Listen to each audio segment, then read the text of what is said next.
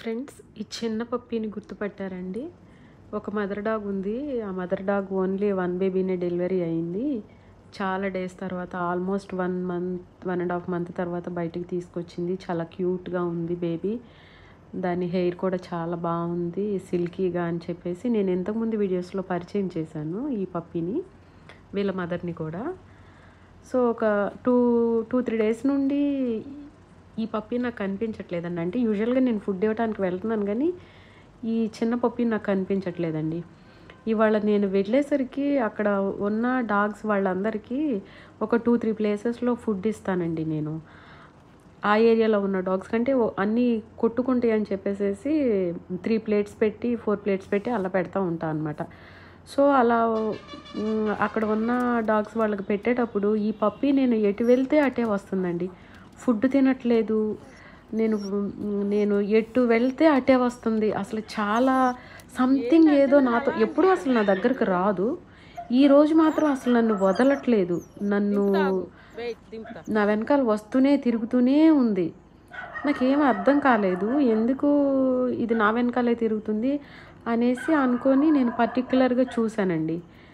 చూస్తే సంథింగ్ నాతో ఏదో చెప్పాలనుకుంటుంది. దాని బాడీ నిండా అంటింతలు ఉన్నాయండి.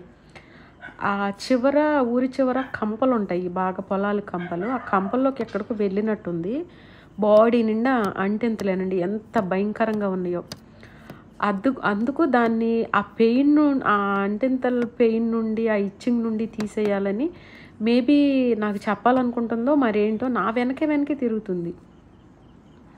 ఇంకప్పుడు తీసుకొచ్చి నేను ఆ కార్ మీద వెనకాల కూర్చోబెట్టి చేత్తో ఎన్ని తీసినా అవి ఇంకా ఉన్నాయండి.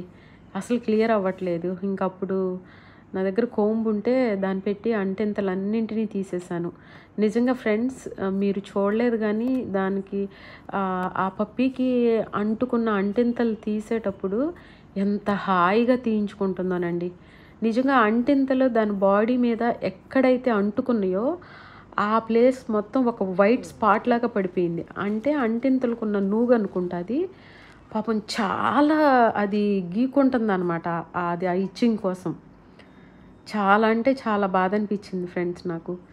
ఇంకా దానిని తీసి కారు వెనకాల కూర్చోబెట్టి అవి మొత్తం క్లియర్ చేసి అప్పుడు కిందకి దించాను ఫ్రెండ్స్. అప్పుడు హ్యాపీగా తినింది ఫుడ్. చూడండి, ఇవన్నీ దాని బాడీకి ఉన్న అంటింతలే. నిజంగా నాకు అది బాధపడుతుంటే నాకు కూడా చాలా బాధ వేసింది. ఆ బాధ నుండి దాన్ని విడిపించమని నా దగ్గరకు వచ్చి చెప్తుంది. ఫస్ట్ నాకు అర్థం కాలేదు, తర్వాత అర్థమైంది. ఇప్పుడు అది హ్యాపీగా ఉంది, నేను హ్యాపీగా ఉన్నా ఫ్రెండ్స్. Thank you.